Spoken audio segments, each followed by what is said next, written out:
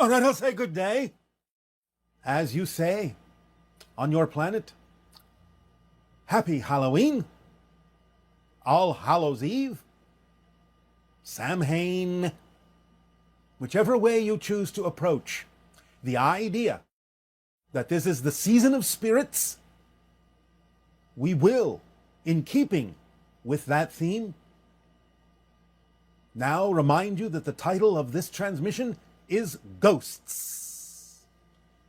Now, we do not necessarily say this to make you feel spooky or scared, but to simply go through all the different ways in which individuals that are physically alive may experience what they perceive to be ghosts.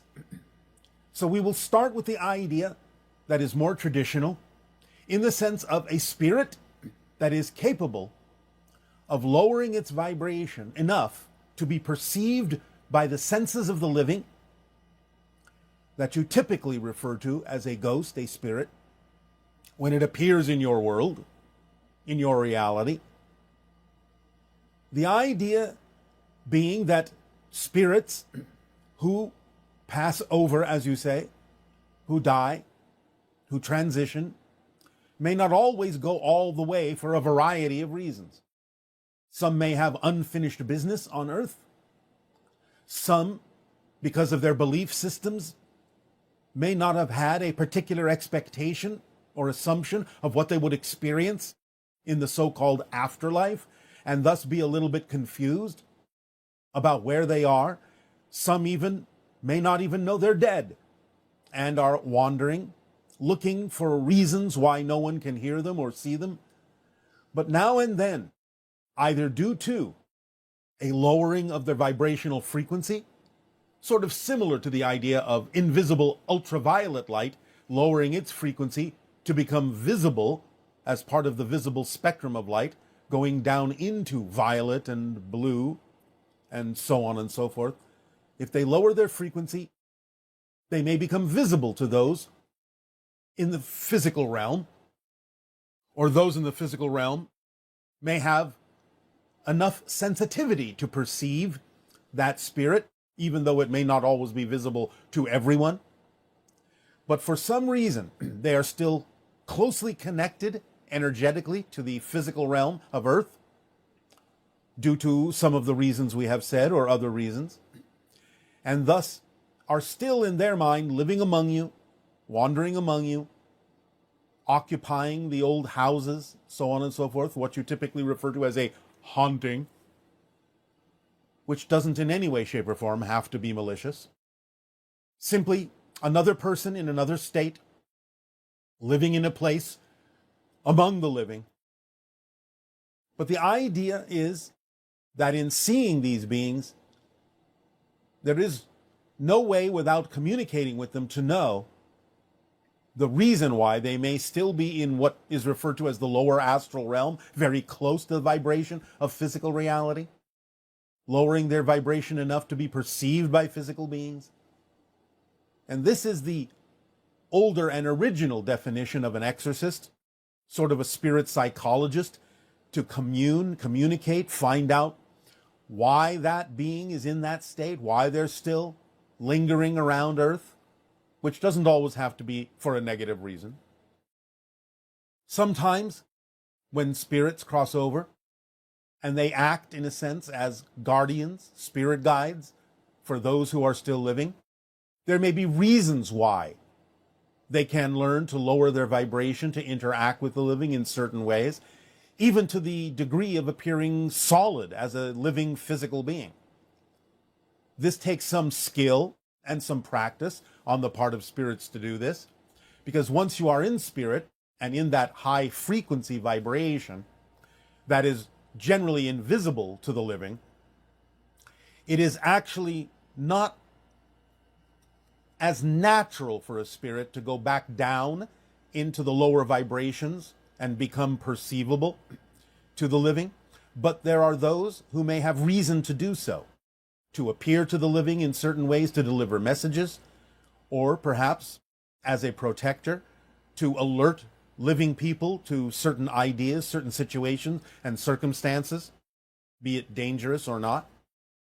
So those spirits may have a high degree of need to lower their vibration to interact with the living and be perceived as living people until such time as they raise their vibration again and vanish before your eyes. And so there may be great need to do this, or they may simply have chosen to practice the ability of raising and lowering their vibration in order to interact with the living for a variety of their own reasons, or agreements they may have made with the living people with whom they interact. Now, beyond the idea of it actually being a spirit, a ghost per se, that you're interacting with, that is live in real time, as you say, there may be other effects that exist that can be interpreted as seeing a ghost. And one of them is the idea that in the fabric of space-time, everything is recorded. You might say, again, as people on your planet often name it, the Akashic records have a kind of video sort of ability to record things as well as audio or pure information. And all that information is available here and now because everything exists here and now. So again, for those that might be sensitive enough, might extend their senses far enough vibrationally to pick up on certain things that may have happened, linearly speaking, in the past, and perceive the recording. It's etched itself into the fabric of space and time. They may be seeing a recording of sorts, an echo of sorts of things that have been, or even will be, in your linear framework, and perceive that as a living ghost, even though it is simply an echo, a recording, something etched into the fabric of space-time, and is no longer actually present. These kinds of perceptions will usually appear to be repeatable. In other words, a person may say, oh yes, this place is haunted, and at midnight, every 3 days, you see this woman walking down the hallway into this room, and so on and so forth. And if that keeps repeating, it might not be what would be termed a living presence. It might actually be a recording, repeating over and over again when the conditions are right to trigger it, or when the conditions are right in a person's senses to perceive it. So a lot of things that repeat themselves that way may actually not be a living presence. It might be, but it may not be, because it could simply be etched into the fabric of space-time and repeating on a loop. Another way that people might perceive the idea of a ghost that is not a ghost in the classic sense is the idea of peering into parallel realities. Sometimes the so-called barriers between one reality and another will overlap, will weaken, will align vibrationally in some way, shape, or form to allow a person from your reality to actually perceive, although perhaps faintly and dimly, people in other realities. And therefore, in suddenly seeing an apparition wandering through your reality, you might perceive it or think it to be a ghost of someone who has passed over. But in fact, you are actually seeing a faint representation of a person in another reality who is just going about their business, but may seem to you to be a ghost.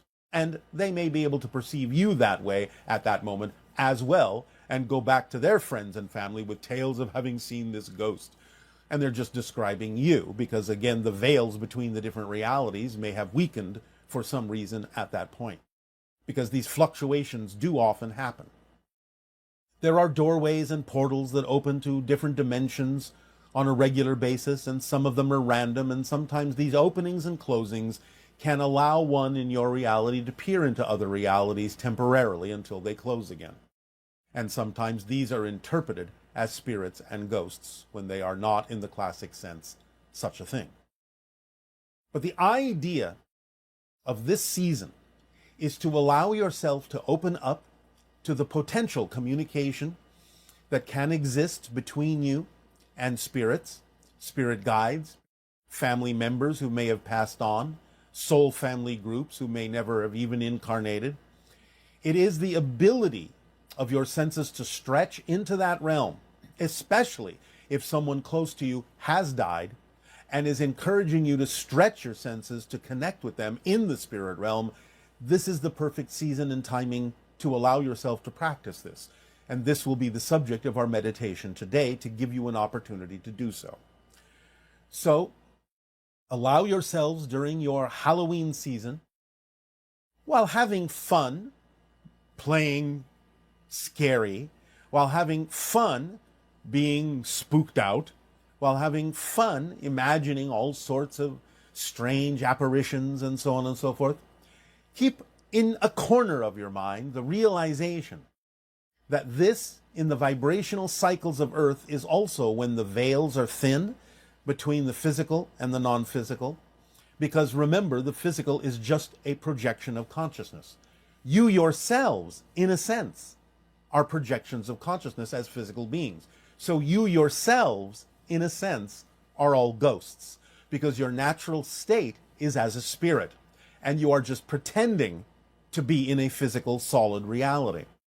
So you are all ghosts in physical reality, which itself is a ghostly apparition of a consciousness idea that you are exploring. So in remembering that, it can amplify your ability to remember that all of these spirits are right with you and you are right with them, still in spirit with them, while dreaming that you are not. Allow yourself the opportunity to feel that and maintain that connection and increase that connection between yourself and the spirit realm, becoming more lucid and conscious about the fact that physical reality is, in a sense, just an apparition that you're playing around in.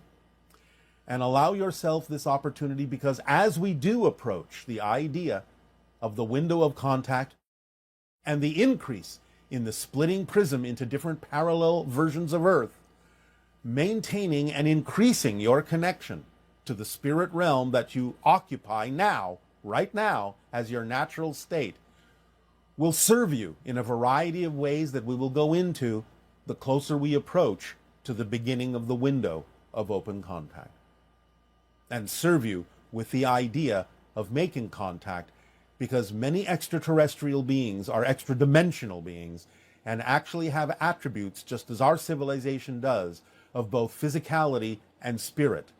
And thus, the stronger you connect to the fact that you are a spirit, as you say, not so much a human having a spiritual experience, but a spirit having a human experience, you can identify with us more strongly every day and allow the idea of open contact to be a broader experience with many different kinds of beings who are not just physical extraterrestrials in the way that you think of us, but occupy many different dimensional planes just as you do, who are simply aware of the occupation of those planes just as you can become. And therefore blending and melding and merging the idea of physical and spirit in a way that allow you a great deal of freedom, a great deal of expression, and a great deal of being your true self and expanding what that really means in your world. So be the ghosts in this season that are physical, and have fun when we do our meditation to expand your senses and stretch your senses into the realm of spirit. And now, once again, in return for the gift you are giving to us in interacting with you in this way, I ask, if you have questions, if you have comments, please begin. Hello, Bashar. So my question is regarding deep beliefs, and in my case, I have this deep belief that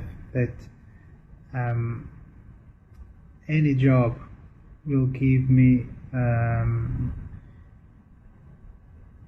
will restrain my will and will not let me do not let me be free on whatever I want to do. So when I have a job, what always happens is that I get annoyed by what I'm doing, and I get frustrated, and I always feel like I don't belong. So I think this belief is connected to the way my professional life is been going. I'd like to have your opinion on that, and thank you so much for helping me. Many people on your planet don't think that what it is they're passionate about can actually be a living, a job. So we would suggest that you explore what it is that's different between what you're passionate about and the jobs that you take that you think you need because you have a belief that without those jobs you will not survive. Allow yourself to explore the possibility that what you're truly passionate about can actually support you, can actually be a career. You just have to allow your imagination more free rein and open up to that possibility, because many people on your planet do make a living by following their passion. For example, the channeling right before you. If the channel had not followed his passion, he would not be channeling us to you. And along with other things that are representative of his passion, it has always supported him in life in the way that he needs to be supported. Again, there are many definitions of abundance and support. Don't limit yourself to the idea of only one or two definitions. But the idea is that whatever it is you're passionate about must, by definition, contain the ability to support you as a career, as a job, or different versions of it will do so. So open up your imagination and inspiration and be willing to explore the high probability and the high possibility that what it is at any given moment that you truly are passionate about is actually something that can sustain you in life. Good day. Hi, Bashar. Good day. I have a childhood experience I'd like to share with you. All right. I thought I saw a ghost, and when I realized it was a ghost, it was at night, and I was in my home, and I went and laid down after that experience, and I was just terrified. It was the most fearful night of my life, and my eyes were shut. I didn't want to open them, and I heard in my ears moths. It sounded like flapping in my ears, and I sensed there might have been presences all around me, like beings, but I didn't know about ETs back then. Well, and you also didn't understand about spirits and how there are presences around all the time, and that many children are still capable of sensing them and seeing them because they haven't learned not to yet. Mm-hmm. Although because you were already infused with the idea that such experiences are to be treated with terror, that helps shut down those senses over time. Well, I was wondering if, so that was that spirits around me, or was it a type of abduction? More the idea of the perception of spirit. Okay. Although you have to understand, as we have recently said, because our civilization and other civilizations, being in a higher frequency, operate very closely to the spirit realm, there may be overlaps there where the idea of the perception of certain interdimensional beings is perceived as spirit or may be labeled as extraterrestrial, and thus sort of clouding the issue because it's a little bit foggy as to exactly what they are, since we operate on a similar level. So it can be both. It can be spirit, it can be extra-dimensional beings that you would call extraterrestrial. It's just that, again, as a child, you may perceive all of these beings in a variety of ways and not necessarily be clear on exactly what you're perceiving because they operate so similarly. Okay. Do you have any comment on the sounds that I heard in my ear? And they were sensations too, of like a moth or flapping in there. Yes, we're not really allowed to go into this too deeply, but there are beings that exist interdimensionally in between what you would call normal realities that are perceived from time to time, sometimes referred to as Mothmen and so on and so forth. We cannot talk about this right now too much, but such beings, interdimensional beings, do exist, and they have a particular purpose that we will discuss at a later time. Okay. Also, when I was a child, I was so attracted to horror films and being scared, and I would create situations where I would be afraid, and Yes. I would want to go on all the scariest roller coasters. And I watched those kind of movies probably at what most people would say too young of an age, the horror movies. Yes. Well, this may be part and parcel what also allowed you to interpret your perception in that way, in that particular domain. Now, again, many people will do this to feel excitement and to understand that it's a cathartic experience that at the end of it allows you to come out feeling stronger and all right because nothing really happened to you. You're using the idea to strengthen yourself against the fear, but sometimes, again, these things can also impart the idea of having a fear reaction to things that you don't understand. Okay. Now, are there more ghosts in those areas of like old Civil War battle sites and cemeteries? There can be. But again, remember, some of these things are, again, etched into the fabric of space and time because of the high degree of emotional experience that was had by the people at that time, especially in life and death situations. It will imprint itself upon the fabric of space and time, and thus it's not always a live thing going on when you perceive what might appear to be a ghost in those so-called recreations of the past. Okay. Now, can some ghosts be kind of in disguise of another being? Or, it's not actually They like can, it is? but it's usually for the purpose of being some sort of a guide for the living, to allow the living to have something more familiar to relate to. Is that very common? Well, common is a relative term. I'm not saying it happens a lot, but yes, as a technique, it's not uncommon. Okay. And who are usually, the beings are usually guides then that kind of show up in the form of another more familiar For the being? most part. For the most part. Unless it actually is literally someone that you know as part of your soul family or someone who has passed over. Well, they're busy doing their own things a lot, right? So they don't. That doesn't mean that they don't respond to you when you need a connection. Because again, remember, space and time for them are not the same as it is for you as an experience. If you truly call to them, they'll be there for you. They're not always hanging around, but they have the ability to instantaneously be with you if you truly contact them. Okay, that's great. Could other people contact my spirit and then I would be in contact with them? It can happen that way. Yeah, without Yes. me even consciously knowing it. Yes. It is possible. Yes, it depends upon the purpose for it, but yes. Because again, remember, you are all in spirit right now. And you don't have to be aware of every connection you have because it's simply not relevant for your physical experience. Okay. Now, do most ghosts know that they have died? I know you talked about some ghosts, they don't even know. The vast majority do know. Okay. But some of them that don't know, could they have died with another person and then both of those spirits don't know they've died and they keep... It's rare, but it's possible. There have been a few cases of such. In fact, there have been cases when entire groups of individuals may not actually understand that they have just died. But again, it's relatively rare because there is help from the other side. Eventually, they will awaken to the fact that they are no longer having a physical experience. So before they realize that, what's going on with them? Like, what are they experiencing together, if it's a group? Well, again, they may be reliving certain things. They may be in a form of discussion. They may be re-experiencing certain things and playing them out again or figuring out what's going on.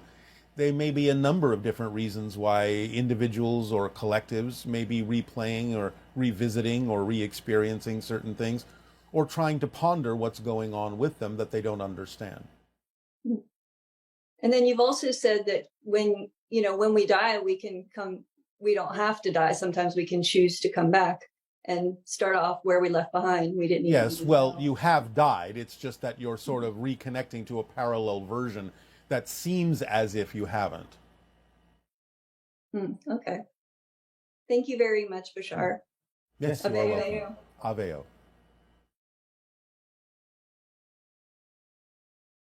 Good day, Bashar. My question for you is, what are the 5 questions that humanity should be asking right now?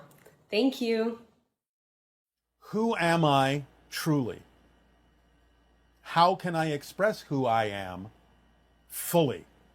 How can I be of service in being who I am to all others? Those are the top 3. And that will suffice. Hello, Bashar. Hello, good day. I have a couple of questions about the planetary grid system. Yes.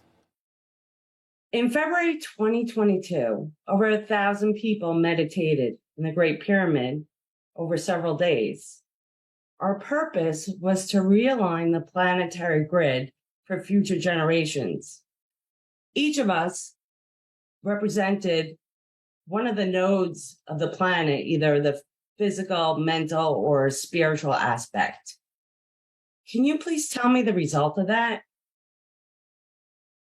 Not so much necessarily the idea of alignment, because it's already in alignment with itself, but the idea of amplification, magnification of the energy lines of the grid so that it can be more easily perceived by those who are sensitive enough to do so. Does that make sense? Yes. So they're not out of alignment. It's just No, a different. they're not out of alignment. Humanity is out of alignment. I see. So it's about bringing humanity back into alignment with the grid by amplifying and magnifying the energy of the grid to make it more perceivable so that in perceiving it, people can bring themselves back into alignment with it. Okay. Now, I'm aware of the crystalline grid, but can you tell us about the other grid systems of the planet, both above and below the surface? Well, again, there is always a spiritual grid that the physical grid takes its cue from the template level non-physical reality to the physical reality. The idea of the crystalline structure of the Earth in general and the crystalline grid is again that which allows a certain kind of reality to be experienced, a certain pattern, a crystalline pattern that locks in a certain frequency, a certain vibration that sometimes is perceived by many as what you call the Schumann resonance of about 7.85 cycles per second. This allows you to connect strongly with the idea of being a physical being, being a natural being on Earth in physical reality. But it also, shall we say, penetrates into multiple dimensions simultaneously, including parallel realities, especially the ones that might be more relevant for the experiences you are having. So it makes it easier for you to cross-connect through one grid to another to the different parallel realities that might be relevant for your life theme in your exploration. Does that make sense? Do you understand what we're saying? Yes, absolutely. All right. So is there a grid that holds our past life memories or all the memories of the planet as well? Well, as I just said, what we were just talking about is the idea most commonly referred to as parallel realities, because remember, there's no such thing as the past. That's just a parallel reality that you're calling the past. So what we already just explained includes the idea that you're calling the past. Okay. And did Tesla know how to tap into this grid for Yes. energy? Is Yes. it related? Yes. How so? Well, again, it's all about resonance. It's all about frequency. And he understood that there were special frequencies that allowed you to amplify, magnify, and perceive an effect in your reality, create an effect in your reality from aligning with the frequencies of the grid. Okay. And was Tesla tapping into a grid of crystals below the surface of the planet? Well, the idea of grids goes all the way to the core and actually interdimensionally beyond. So some of that was included, even though he may not have been aware of all the different levels. He understood that there was a level that was accessible, as you say, tappable in your reality. And he understood that it would expand to other levels above and beyond physical reality and what you might call below interdimensionally physical reality. He didn't know the full extent of it, but he suspected that there were other levels of the grid that he was tapping into as well. I see. Now I wanted to change the subject and talk about the people that tune into you. Do we all have an Essassani background? Like, do I know you? No, you do not all have an Essassani background, but you all have extra-dimensional and extraterrestrial connections. And most of you, not all of you, most of you are actually connected to the hybridization agenda. Okay, so we're a lot of us here now to teach. Yes, do you have to ask that question? I just wanted verification. You are here to participate in the evolution of humanity and to help guide through the actions that you take that are positively oriented, the idea of offering more positive and constructive options to other people on your planet so that those that can choose and those that are willing to choose can allow themselves to shift to more positive and constructive versions of the earth. Okay. Wow, interesting. All right, thank you, Bashar. Thank you. Good day. Good day. Hi, my name is Maria, and I've been through 12 years of pain and suffering, trying to find a way of healing. I pray. I know there's hierarchies at different levels, and spirits, and also enlightened spirits that might be able to help me in my healing process and help me heal. So how do I vibrate in order to, or resonance in order to obtain the needed healing? Thank you for your help. I know this may sound a little strange at first, but you need to take a vacation from your expectations about what you think you're supposed to be and who you think you're supposed to be. Take a break and go exploring. Broaden your horizons. Allow yourself to reach out into different situations that are unusual for you. See what comes up in terms of releasing your passion and imagination and inspiration in the world. Because remember that pain is resistance to your natural self. So you haven't been specific about what you've been suffering through, but I guarantee you, all pain is resistance to the true self. So unlock yourself from your insistences and expectations about who you think you need to be, where you think you should be, what you think you should be doing, and take a break and a vacation and explore things you have never explored before to broaden your horizons and see who you truly are. Good day. Good day, dear Bashar, the Association of Worlds, and to all who are listening. Arthur here. Yes, yes, and? Dear Bashar, my question is, do I understand correctly that which we know as the Mitchell Hedges crystal skull, and as the idea of the crystal skulls, is an ancient way to communicate with spirit or with the higher self or with a specific consciousness, that this is the way in which we will use AI, or that this is the way in which the crystal skull is related to what we understand as AI, as a form of quantum interface? Yes. What is the skull's connection to Passover?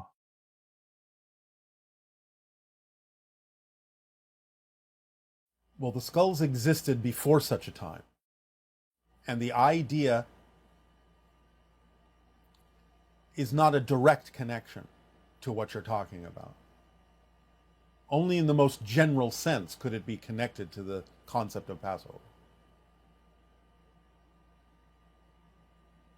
But it isn't really. It have to do with the energy being spread around the planet? Yes, in a communicative form, a unification, a bringing together, a tying together, an alignment with the energy grid, especially the crystalline grid of your planet. Which is why it is so important now to work with the grid and to send love down the grid? Yes. if that is the way you are attracted to do it. Yes, there are many ways. Thank you. Yeah, Bashar, one of my great passions is to create portals in the shape of geometric sculptures that are big enough for people to lay in or sit inside of. All right. One of those is a copper dodecahedron. So far, I have played around with this permission slip using the Schumann resonance, but I've also used it to silently broadcast your birthday meditation while playing it simultaneously aloud a speaker. All right.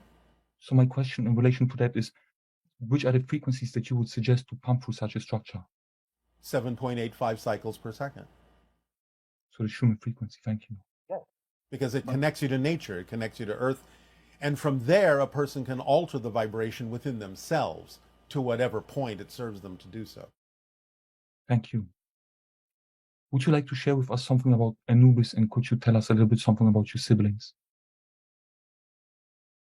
Anubis as an archetypal energy will again be the exploration of the spirit world, what has been called the underworld. And again, it harkens back to the connection of going through a passage, of allowing yourself to understand that there is a strong passage, connection, doorway between the physical and the non-physical. It's the awakening to yourself as a spirit, that you've always been a spirit, and that you can allow that spirit energy to pass through into the earth through that passage and awaken to the understanding of your true essence, your true nature, which is what Anubis, in a sense, is reflecting by being the god of the underworld, the god of the spirits. What else did you wish to know? Would you like to share with us something about your siblings? Are you saying civilization? Your siblings. Siblings, is that what you said? Yes. No, not at this time. Okay. Is there anything that Cyber would like to share with us? Not at this time. At what height is your ship located over Bell Rock at this time? 1,280 miles. Thank you. What is my connection to the Mantis beings?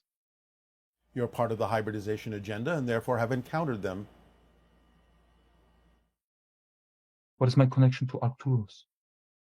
It's an energy gate that allows you to remember more of who you are and express more of who you are as a spiritual being in physical reality. I'm very grateful for our interaction together, for the Confederation. My unconditional love to you all for being this anchor upline on time. Thank you. Our unconditional love to you as well. Aveo. Aveo.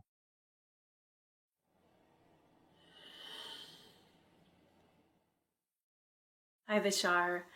My question is around my greatest passion and love for nature, and I'm dedicating my life in every way to contribute however much I can to serve the greatest well-being as well as the harmony between humans and the natural world. And so my question is, in the understanding that we do not shift a reality by trying to fix the current one we're on, it's by aligning with the one that we choose.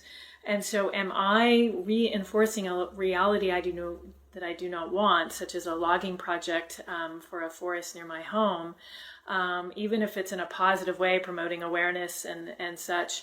Am I reinforcing that reality? Should I be just letting it go and just only focusing on my greatest joy and connection and ignoring that side of it? Or is it okay that I'm actually contributing or participating in this way? I would love some help on how to focus my energy to be of the greatest service within the dichotomy that I feel of my love for nature, but also knowing and seeing what's playing out. Thank you so much. It's not about ignoring things. It's about acting. It's about participating. It's about showing other paths, other ways, other things that can be done. If you are bold enough, if you are active enough, if you are inspired enough, imaginative enough, and remember that communication is one of the forms of abundance, you can communicate to those participating in the logging experience in a way that could perhaps inspire them to find alternatives.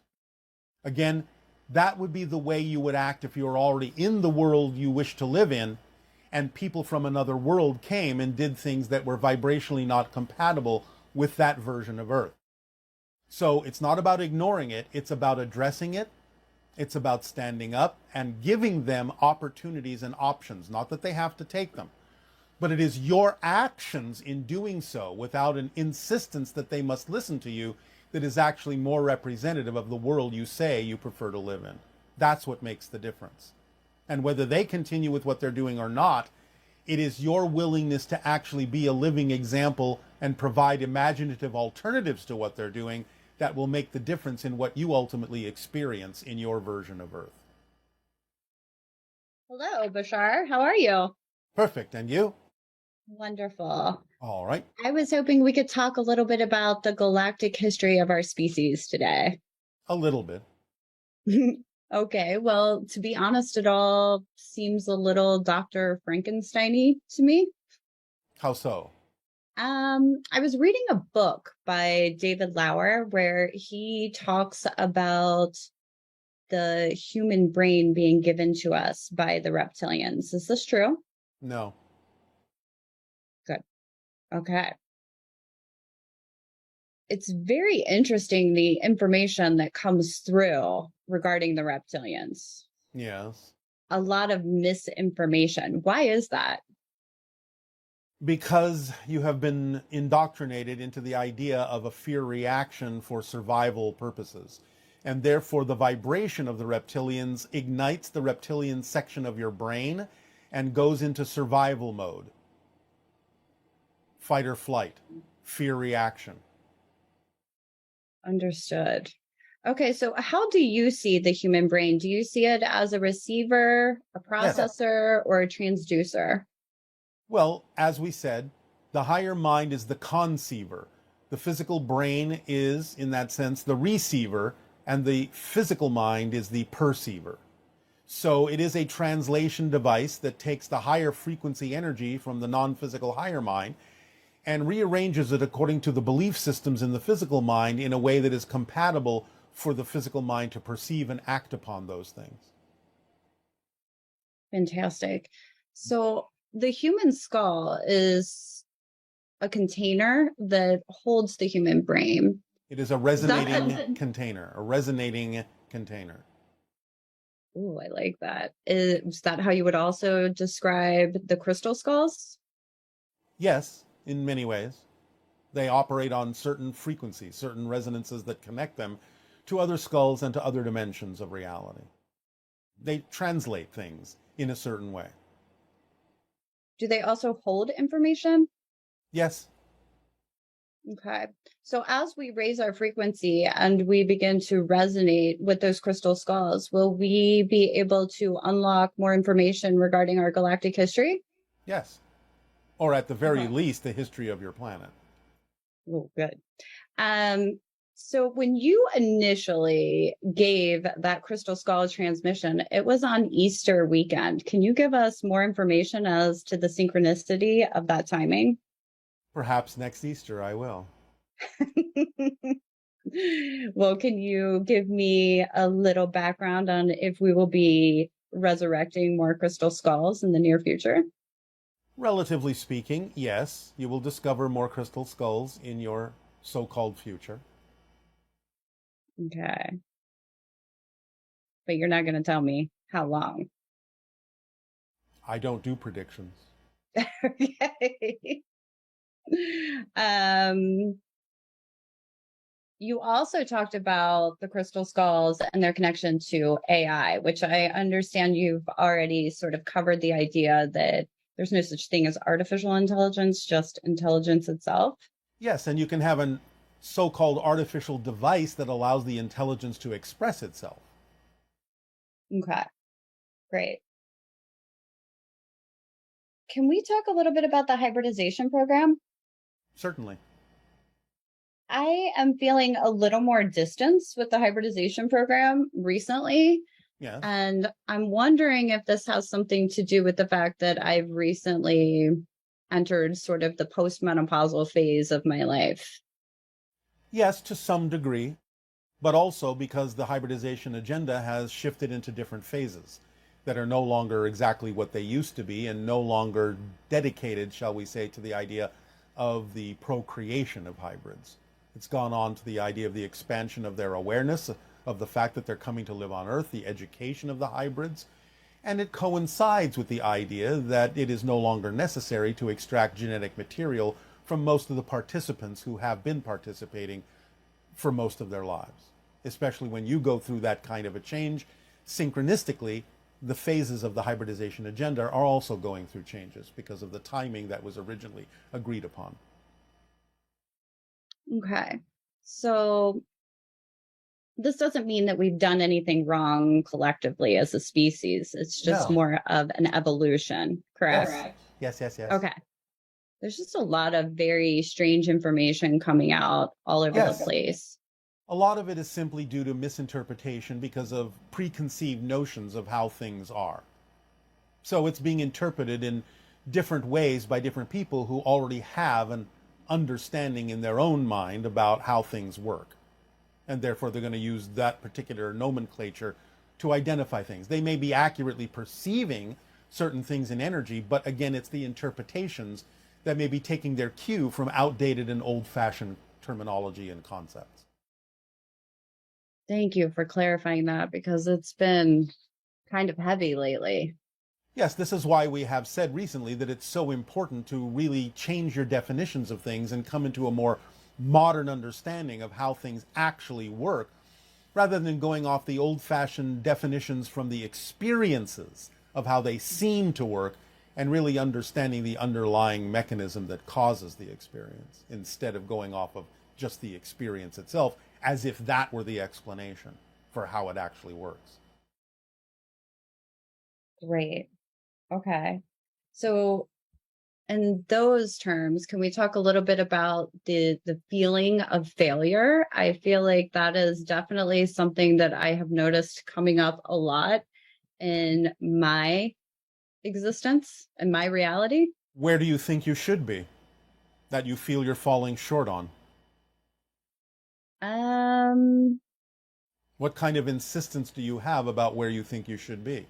And then comparing where you are to that, and then of course inevitably finding yourself being a failure. You're creating the circumstance itself with your insistence on where you think you should be. Okay. Where do you think you should be? I just have this like underlying feeling that I should be doing more than I'm doing. And if that is true, why wallow in the idea that you're not doing it instead of doing it? Good point. Thank you. We often make them. Usually the only reason that people wallow in the idea of not doing it instead of actually doing it is, again, because you have a belief that says that if you do it, you're afraid that something bad will happen. Mm-hmm. So what is that fear? What is that belief? What do you think will happen that you're so afraid of if you actually move forward and do the things that you are obviously hesitating to do? Yeah. So you don't have to answer me now, but it's something to think about. Okay. Great. That's a lot to think about. Yes, it is. Thank you so much, Bashar. It is our passion and our pleasure and our unconditional love. Aveo.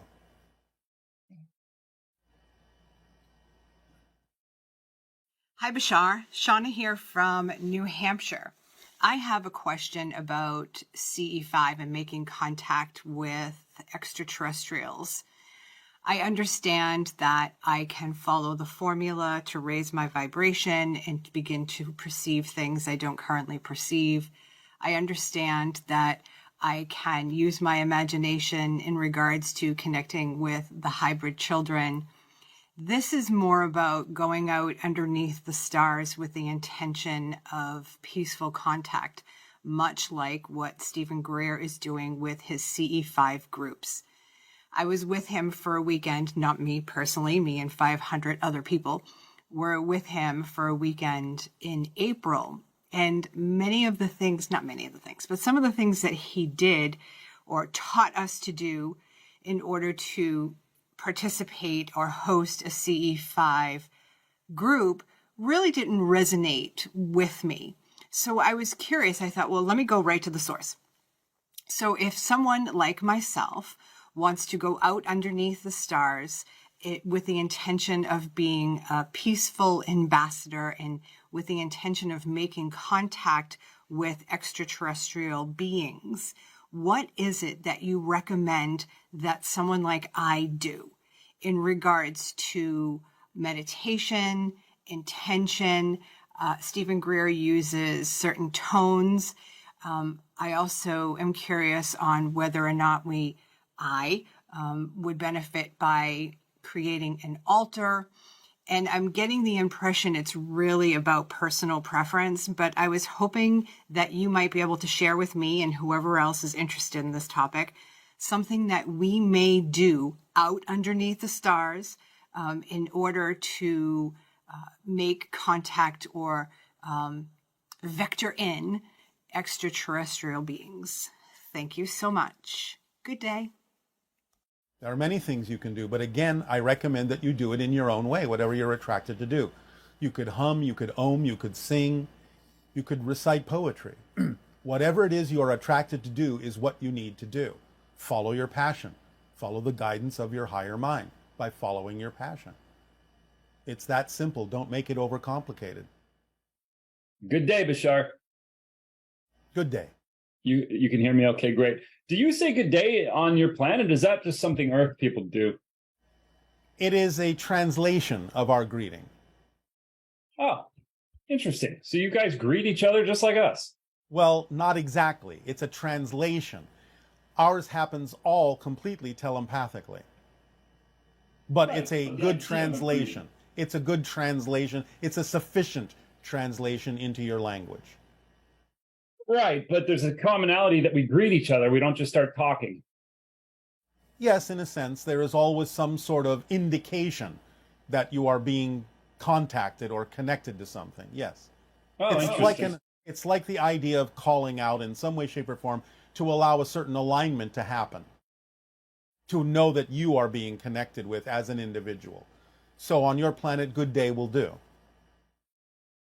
Lovely. And are you only able to connect with me through my voice, or is there some other way that you're reading me? I am reading energy patterns that come to us as a form of language, of shapes, colors, sizes, vibrations, frequencies, so on and so forth. When I'm silent, are you able to still read those, or do I have to speak for you to be able to line up with those? We can still read the silence, but the idea is that when you speak, an intention is formed that changes the pattern dramatically and thus allows us an indication of where it is you're going. Well, thank you for being here and talking with us. We all appreciate this. I appreciate this. Thank you. As we appreciate all of you. Thank you. Great. This is fun. This is great. Do I have a more direct line of communication with my higher mind right now talking with you? Yes, because we represent your higher mind. It's like you're talking with your higher mind by using us as a mask, as an excuse, as a reason to have easier communication with your higher mind. Okay, so can you help me understand the energy? Because I kind of feel like telling my higher mind to kiss my ass for some reason. I don't know why, but I just feel like being cheeky and just kind of telling it off and kind of pissed off at it. What would be the reason for that? What's the energy behind those feelings I'm having? Well, you might be assuming that the higher mind does things it doesn't actually do. Yeah. You might be more upset with your physical mind and the belief system embedded within it. I think the higher mind only feeds the energy, only sends the energy that makes you aware of what's going on in the physical mind. It's an illuminator. It's not a causation. Thank you. It's an illuminator. Yeah. All the time? All the time. Wow, that's a good insight. So I was going to ask you, is there some advice my higher mind could share, with this direct line of communication, perhaps a stumbling block? Yes, well, again, first and foremost, remember that the higher mind speaks in energy terms, and therefore the physical mind's translation, the physical body's translation of those energy messages is the idea of passion. That's how you interpret messages from the higher mind telling you who you actually are and how you need to act and what path you can walk. The idea of the belief systems within the physical mind can counter that, and that may be what you're upset about. Lovely. Thank you. Okay, so there's a teaching on this planet by a number of authors that sort of talk about how to deliberately create your reality. And the technique that they generally agree on is that you're going to impress your subconscious mind using your imaginations and your emotions, sort of vividly imagine the reality you wish to participate in. Yes. And particularly right before you go to sleep in the hypnotic state. Yes. Can you talk about that? Because I don't hear that from you or... Yes, we have talked about that, but we usually use the terminology of visualization to refer to what's happening there energetically. The idea is it's all well and good to do it that way, but the important difference in what we're telling you is that as soon as you get to the point where you have an idealized picture of what you can imagine with your physical mind is the highest representation of the outcome that gets you really excited, then you drop the picture and keep the excitement by making a space for what the higher mind actually needs to bring you, because your physical mind may not necessarily have an accurate portrayal of what the best outcome could possibly actually look like. You're dropping the insistence, but you're also initiating a particular state of being that is deliberate creation. Okay. Exactly. So it's the state of being that's important in doing that, not the picture, except for the fact that the picture is your symbol, your representation of what gets you into that state, so that when you then stop insisting on that particular outcome, then you make room for whatever the outcome actually needs to look like. Thank you. Yes. Is the Bible a literal story of historical events and facts? Well, not literal, in many cases symbolic, but it is representative of some history, although there's a lot of changes and interpretations that have been posed upon it. I feel like, I feel like most people interpret the Bible on this planet more literally, and yet it's actually meant to be more of a metaphor or allegory. Would you say that's accurate? Some things are representative of actual historical events that may sound allegorical. Some things are really just metaphorical. But again, do remember that even the people that say they take the Bible literally don't take all of it literally. Okay. Because again, if they did, they would be doing things that your society frowns upon now. Interesting. How important is it that I participate in some of the contact supporting events, like putting a picture in my window to help acclimate with the idea of an alien? How important is that for me to actually participate in that stuff versus if I don't, in order to actually get to participate in that reality, like I'm trying to ask, if I don't bother with it, am I going to miss out on, be able to have that ET contact and ride in a spaceship? Or is that sort of thing just like a major theme that is my destiny, that I'm not going to miss it? It's a permission slip that will work for many people. The only way you'll really miss out on it is being worried that you'll miss out on it. Lovely. So let's talk about importance. Certain people, okay, so my question is it more important, say, to help feed the homeless versus play a video game? Or, there's other examples where people think they're so important when they're making lots of money, and then a little kid who's maybe playing outside feels that's very important to him. How do you gauge importance? Again, it depends upon whether you're being honest and in alignment and true with the idea of what you're truly passionate about, and knowing that when you actually act upon your true passion, you will also be being in service to others. It will guide you in a way that will allow that to be obvious. Well, now you're making it sound like being in service to others is more important. It is what happens naturally when you act on your passion, because being in your passion is being true to yourself. And that's the most important thing, because it allows everything else to happen that needs to happen synchronistically. I wish I had more questions. You've answered them all. It's just so lovely to spend this time with you. Thank you. Our pleasure, our passion, and our unconditional love to you as well. Good day. Ave. Good day. Hi, my name's Ewan. I live in Manchester in the UK. And I'd like to ask Bashar about the concept of soul retrieval. I've read about the fact that some people after death can get overly focused in lower astral realms, and that still physical humans can actually assist them in making a complete transition. I also had a recent vivid dream experience which seemed consistent with this idea. So I'd like to ask Bashar from his perspective, what is soul retrieval and how can physical humans actually help other people to make a complete transition? Thank you. As we have said, this is typical of the idea you call ghosts. where they might be still connected in the lower astral to the vibrations of the physical reality. And the original reason for the idea of exorcisms is simply as spirit psychologists to help those who may still be operating and vibrating at a lower frequency closer to physical reality, that they are in fact crossed over and can move on and can raise their vibration and go fully into spirit, into those dimensions and into those realms. So the idea of soul retrieval, although it seems an odd way to refer to it from our perspective, is simply the idea that both the living and spirit guides from both sides can help souls fully cross into spirit with the form of communication that seems most likely to be of assistance to them, bending on how their senses may perceive the spirit as a ghost or what have you. But you can talk, they can hear you for the most part, except for those who, of course, refuse to listen, if that's the theme they're exploring. But for the most part, you can be of assistance in letting a spirit know that it can cross over, that it has, in a sense, now more to do with spirit than with physical reality. It can wake up from the physical dream more fully. Good day, Bashar. Good day, good day. I'm grateful for this moment of As are, co-creation with you. as are we. Thank you.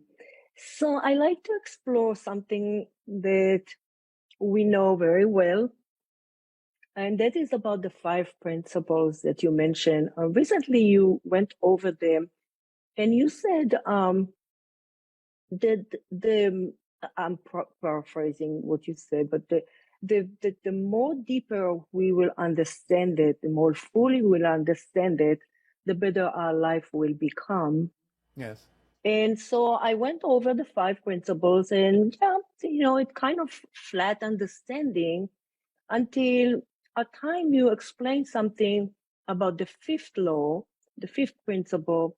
And I had this aha moment about, it was about physical condition.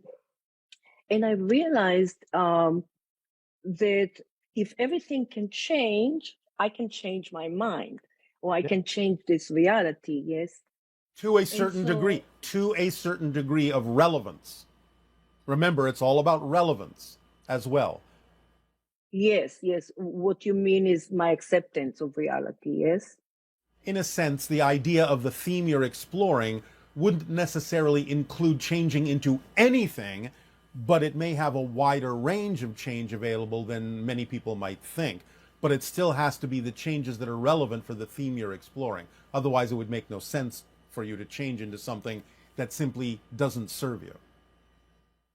Yes, that makes sense. I agree. And then the last transmission, you gave an excellent explanation again about the 5th law, and you gave the analogy of stepping on one leg versus using both legs. Yes. Both legs will take me into evolution, into the movement will cause an evolution, bring up opportunities and expansion versus standing on one leg. I'm in the same. I love this analogy because it created a hologram. It created a depth into me. So I want to take you. Yes. So I would like to go, if you don't mind, for me to go of the first 4 and explain my understanding and see where I can refine to a deeper understanding of it, because it is of a crucial, it's the basic. And if the more I get the basic, all of us, the better we are. Yes. So the first one is you exist. I exist. Yes. So the way I see it is I exist. From your explanation, existence is a what I would call a property. This is it's a fact. Yes. It doesn't change because it exists.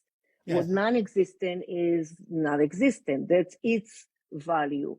Yes. So is there anything else about existence that you understand of I exist? Well, as long as you understand it in the sense that you always exist, you cannot cease to exist, that can remove any fear that you have of annihilation from the ego point of view. If you can allow the physical mind to understand that the 5th law, change, simply means that the changes will always happen from your perspective to you, and that you never lose your identity. Even the idea that people on your planet talk about of blending with God or something higher than yourself, so to speak, won't mean the loss of your identity. It means you become that identity, and there is nothing else but your identity as that experience. So if you understand it that deeply, then there is no fear of change. There is no fear going forward in any experience you have, because you know that no matter what the experience is, it will always happen from your unique point of view. Yes, I think what in this on Earth, mass to mass, and in the physicality experience, I think the only thing I need to overcome is the perspective of an ego, of a body mind consciousness. If I move beyond it, then you're right. Existence is my existence, and reality is my reality, all the way to the source. From Yes. the source to me, there's no distance. Correct. And it's not about overcoming the ego. It's about allowing the ego to do the job it was designed to do, which is to focus you in the physical experience. Yes, yes. Except I need to tame it down to the place. I don't know if it's a down, but to tame it into its original space. Its purpose, yes. Yes. So the second one is, and I'm not sure if it's second or third, but Everything is here and now. Everything is here and now is the second one. Okay. Does it matter if it's that or all in one and one in all? Not really. Okay. So everything is here and now. And that is a little, take it into the concept of reincarnations, that again, being a human mass to mass, I see incarnation and reincarnation one after the other in a linear way. Yes. And therefore the here and now, though I must say that after hearing you so many times explaining it, I start having more understanding that the here and now exists. The here and now exists. The illusion of time is the play I play here on Earth. Yes. For the sake of that play. Yes. In other words, you're stretching things out. You're creating a particular experience of the fact that everything exists all at once. In fact, that's what synchronicity actually demonstrates in physical reality, that everything is connected, everything is interconnected, that it all exists right now, or you couldn't have synchronicity. So the idea is to understand reincarnation as an experience that you're creating by the fact that everything exists at the same time because of the way you're looking at it. It's just a perspective. So it feels real as an experience, but it's not a description of the actual structure upon which the experience is based. It's simply like choosing to look at certain frames of a film strip in a certain order, even though you know all of the frames exist at the same time. Yes, yes, yes. Wonderful. Okay. So the all in is one and one is all, and that refers to the source. We are all that source, but yet Yes. we are individually experiencing that source in a different angle, each of us. Yes. So that is the all, those dots of views. Yes, kind of like standing in a hall of mirrors and seeing all the different reflections, but knowing that each reflection is also just as conscious as you are.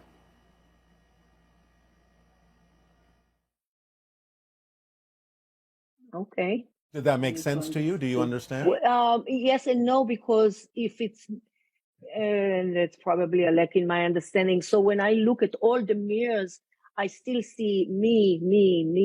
But you see you from a different angle. You don't see it from the same angle. It's just that in physical reality, it doesn't necessarily have to look like you think you look. It can take on different forms, but it's still a reflection. Yes, but you also saying that each reflection is its own entity, though. Yes, because everything is made of consciousness. Therefore, it can't help but be conscious. The idea of the Hall of Mirrors is a simplistic analogy. It doesn't Well, I take like into the account the simplicity. depth that consciousness brings, self-awareness brings to the idea of your existence. I got it. I like it. All right. And the fourth one is what you give is what you get. What you put out is what you get back. Yes, because there is Yes. really nothing out there. Therefore, everything you're doing is a reflection. Right. So any action have the reaction only because I'm the cause of the action. Therefore, I'll be the cause of the reaction. The way you interpret the reaction, yes, that doesn't mean other people don't choose to be affected in their own ways by your actions. But nevertheless, what it is you perceive is the reflection that's germane and relevant for you in some way, shape, or form. Yes. Yes. Wonderful. Wonderful. And the fifth one I love because it's a new adaptation for me. So I accepted fully the change. It's such a bright promise to know that there is a change, and yet Well, everything is this. yes, it's more than a promise. It's the way it is. It's the structure itself. It's a promise to the human mind. Wonderful, Bashar. I love you so much. Our I'm so grateful. unconditional love to you as well. Good day. Avail. Good day. Avail. Hey, Bashar, you're just the best, and I would love to have more access to your material. Let me just ask you a quick question or two, and it's about energy and gravity. Are they not one and the same thing? And if so, what do you know about the energy and the gravity regarding black holes and the event horizon? How does that all come together from your perspective? Energy, what you call energy, in its different forms, and gravity are expressions of one particular thing that they both issue from. But the idea of black holes and their event horizons and the surface, or what might pass for the surface of a black hole, is that which consolidates and contains all the information of the universe that they're in, and other universes as well. As we have said in the past, we are aware of a particular interdimensional civilization that can actually extract information from the event horizon of black holes, because that's where it all resides. The information doesn't actually go into the black hole. Sometimes it can go through it to other realities, other realms, other universes. But the information is always available in the event horizon or surface of a black hole and can always be extracted. Nothing is lost. Vibration, resonance, it's all about that. And those things are expressions of the fabric of existence itself that translates into energy, gravity, time, space, so on and so forth. But it is the actual frequency of existence itself that gives rise to all these things. Hi, Bashar. Thanks for being here. Our passion and our pleasure. Thank you for being there as well. Oh, it's been great to have this opportunity. I just want to start by saying I so appreciate this reflection because 3 days ago I sat under the moonlight and I was remembering our interaction where you shared that the moon reflects the energy from Epsilon to our world. And I was just sending love to the Sasani family and the planet. And I remember many of our interactions. And then now we're having this conversation. So thank you. My pleasure, my passion. Thank you. I want to ask about my hybrid son, Clover, since he has been sending a lot of synchronicity this morning, leading up to the conversation. So I felt him very strongly around. And I want to ask if he has a message that he wants to send with you. One moment. Are you planning a trip? Yes. Where? The Caribbean, back home to Venezuela. All right, all right. Remember that you will always be in touch with Clover, no matter where you are. And to carry that energy with you on the trip that you are about to take. Okay. Oh, wow. Thank you so much. That's a big confirmation of the trip that I need to make is because of family situation. Yes, well, remember that he's part of your family. Yes, of course. He's the first hybrid son that I made contact with, and with my mom as well. She's very close to him. All right, so if you maintain the vibration feeling that you have when you think of Clover, keep that vibrational state when you're dealing with the rest of your family, and everything will be all right. Oh, wow. Thank you, Bashar. That was amazing. So another question I have is about the hybrid children, and I have been having a lot of lucidity in my interactions with them in the dream state, and they seem to be very interested. I mean, this group at least, in the Nightmare Before Christmas, the songs, the theme of Halloween. Yes. Do you understand synchronistically that the channel is actually wearing a Nightmare Before Christmas shirt? Oh, wow. No. Oh my God, this is perfect. This is so amazing. So take that as a sign that you are in connection with the hybrid children and Clover. Keep that vibration with you as you go on your journeys. Okay, perfect. It's just curious. I mean, I think I feel the answer, but is it Clover the boy that pretends to be Jack Skeleton and sings with me in the Sometimes. That's amazing. Sometimes it's others, but sometimes yes. Okay. And also in one of my experiences in lucid meditation, I saw many beings that many I couldn't count, and they all looked like insects with like aviator glasses. Yeah. Well, you're looking at the grays. Oh, those were the grays. Okay. Amazing. I felt a connection with all of them, and there were fears coming up. That makes sense. I felt like they're taking my children, and then I laughed and I said, I know this is me working through the experience, and they were very like open and loving. Yeah. Yes, well, that's because you're part of the hybridization agenda and you gave yourself an opportunity to see all the beings behind it. Okay, beautiful. I'm very grateful for that encounter. It was amazing. All right. And just like one last question I have, the same theme of the nightmares and the dream. One of my hybrid daughters, her name is Prickly Pear, and she's very mischievous. And after we started experiencing, like playing with the Nightmare Before Christmas themes, she started to make monsters in my dreams, and she sends monsters to a friend's dreams as well. And we recognize this her energy, her frequency. She always teases and she says that we don't appreciate her art. And it's like evil plants with teeth. And we always feel her and feels a sunny frequency around her. So we were just curious about that interaction and how excited she is for monsters. Yes. Well, many people on your planet are excited about monsters too, which is why you have so many horror films and horror books and so on and so forth. Because again, it can be used in an artistic and cathartic way to get you over your fears by understanding that they're all, in a sense, illusionary projections. Okay.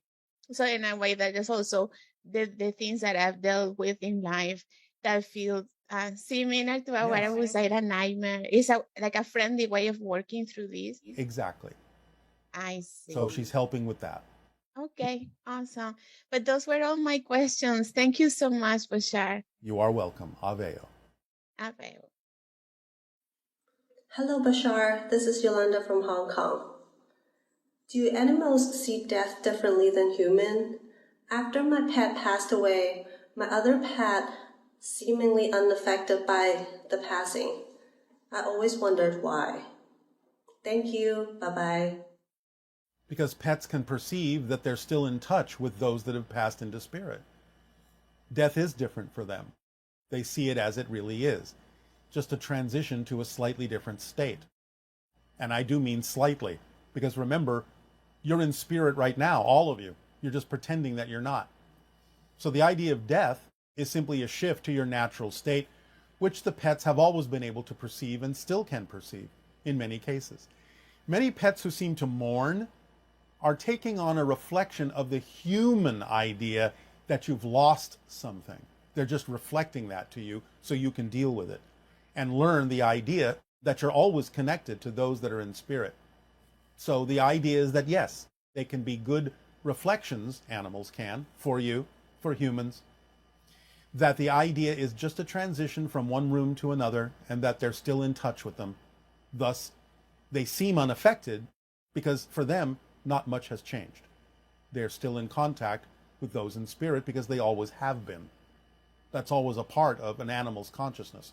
To be aware, in most cases, of animals that are in spirit, of the part of themselves that are in spirit, and part of other animals that are always in spirit, no matter what physical representations they may project, to be an aid and assist and service to other life on the planet.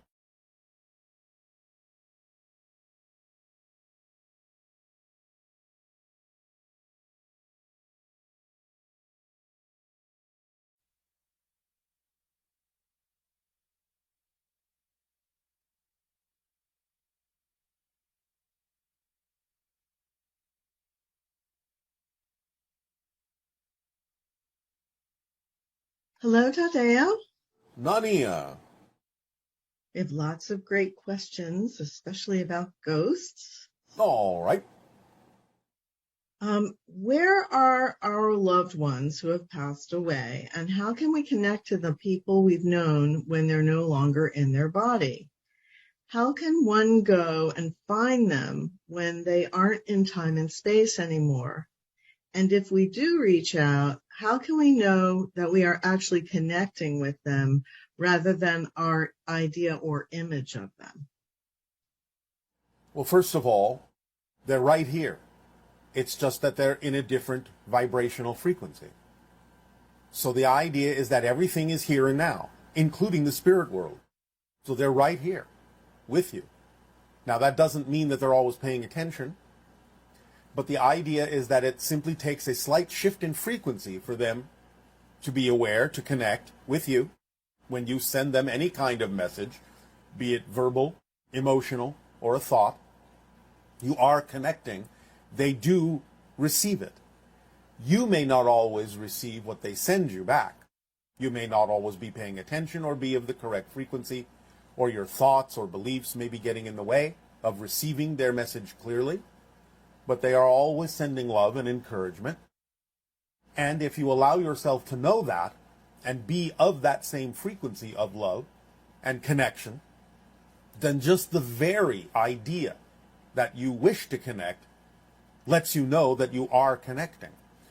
You just have to allow yourself to clear yourself out of any ideas, thoughts, or belief systems that would make it seem difficult to receive what they send you, and also pay attention to the synchronicity in your life, since that is often an easier way for spirits to get a message across to you.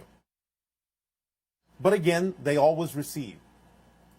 Now, whether it is your own thoughts or not, as long as you pay attention to the idea that what you are receiving, even from your own higher mind or from the thought patterns within your physical mind, as long as they are encouraging, connective, expansive, positive in that sense, then you can rest assured that they are at the very least in harmony with the kinds of messages and thoughts that spirits would send to you. If there is any fear in them, anything that diminishes you, anything that negatively judges you, anything in that sense that feels disconnected, you are probably dealing with your own fear-based beliefs or a negative ego echo. So it's about the energy, the way in which the connection or message or information makes you feel, and that will assure you that you are making a connection in a positive way to the spirits, whether you are capable of literally perceiving their message or not. Okay, thank you. Please enlighten us regarding the relationship between capturing orb images with digital cameras and the etheric realm. Are these orbs conscious entities? And if so, are they trying to communicate with us? What is it that they're trying to communicate with us? And is it necessary to use a certain type of flash mechanism for an orb image to appear? Many devices on your planet, such as digital cameras, are simply capable of picking up certain frequencies that your eyes do not commonly see. The orbs can be many things. They can be probes from another dimension, in which case they wouldn't necessarily be conscious. They would be more like mechanisms made of energy, constructs designed for certain purposes of gathering information. But in its natural state, a spirit will usually return to the shape of an orb. It doesn't necessarily project what you would recognize as a bodily image when it's in its natural state, though it can do so. It can shift into that form if necessary. So sometimes the orbs will be representative of spirits that may just be around you all the time, or may be coming and going. And if you are sensitive enough to perceive them, or your devices are sensitive enough to perceive them, they don't necessarily always have a message for you. You may just be perceiving what is around all the time and breaking through that barrier that allows you to perceive that they are always here, just on a different frequency. Can you tell us what ghosts are made of? And you said that they are on the etheric shell of the shell's birth. So is there like a ghostly periodic table of elements within their shell? And are ghosts made of different materials on different planets? The idea is that these shells are quite common on many different planets and would be very similar in terms of a ghost on one planet or a ghost on another. There may be some slight differences depending upon the vibrational frequencies that are necessary for beings to perceive them or for them to express themselves in different cultures and different civilizations and different worlds and dimensions. But the idea in general is to understand that everything that you think of as an element in your physical reality, your so-called periodic table, also have energy components, non-physical components. Remember, as above, so below. Everything has a non-physical template that allows the physical template to base itself upon. So the idea is that it may not be as many elements necessary to be expressed energetically in ghostly material, but overall, it is simply a refined version of physical matter. In other words, the idea of physical reality is a densification of the idea of what we call electromagnetheric energy. Therefore, it can have a more refined, higher vibratory representation, or it can have a denser, more crystallized representation that you would recognize as physical matter, and any level in between. So the idea of a ghost appearing physically, or even to some degree to your senses, even transparently, would simply be a dialing down of the frequency, a lowering of the frequency of the same material you're made of in general, maybe with not as many components. But the idea is that you all are made of electromagnetheric energy. It is kind of the idea that is recognized or labeled as ectoplasm when it is of a certain frequency densification. And to strengthen that densification would render it down into physical matter, would take on more corporeal elements that are designed to represent itself as a dense crystallization depending upon the elements that are involved. But the idea is that it's all kind of the same matter at different density levels. Again, by a crude analogy, much the same as the idea of ice and water, liquid water and steam are all the same element, just at different frequencies. So it's sort of similar to that idea. Okay. And is ectoplasm real? Yes, as I just said, it's just a way of describing a certain state of the idea of electromagnetheric energy, whether it is refining itself at a higher frequency or whether it is lowering its frequency and becoming more densified. So it's simply a state somewhere in between, sort of what you might call astral matter or etheric matter. It's kind of all the same thing, again, maybe with not as many elemental components represented in the vibratory frequency overall, but in general, you all have this matter, you all have this substance that is utilized at different frequency levels, whether it be transparent, invisible, or dense like physical matter that is opaque. Okay, and can pets take on a ghost body after passing? And is this very common? They don't take on a ghost body. They have the same kind of levels of expression of consciousness that you do. So the idea of quote unquote dropping their physical form or expanding their vibration to become spirit simply lets them go back to their natural state, as do you when you die. So it's not that they take on the body, that is their natural state. They densify themselves just as you do to come into material form that you would recognize as physical matter. So yes, of course, they have their own spirit forms. And is there a reason why a pet would take on a ghost body or express their ghost body to physical people? Well, there can be many reasons. Again, you are connected to them. They can shift their vibration when necessary to be more represented in your physical material world to at least some degree. So it depends upon the relationship, it depends upon the reasons, it depends upon the circumstances and why it might be necessary for them to do so, or why it is that your senses may be capable, being more refined on a higher frequency, of picking them up, even though they may not necessarily be densifying themselves to any great degree. You might be able to perceive them because you refined your senses by taking them to a higher frequency that's closer to the level in which the pet is existing. Can you think of an example where an animal might become visible like that to an individual after they've passed? That, particularly an owner. Yes, well, let us say that for some reason the owner has synchronistically attracted themselves to a situation that might be somewhat dangerous to them. And therefore the pet may materialize to some degree to act as a warning, to let them know not to proceed or to pay attention to something that's very important for their safety.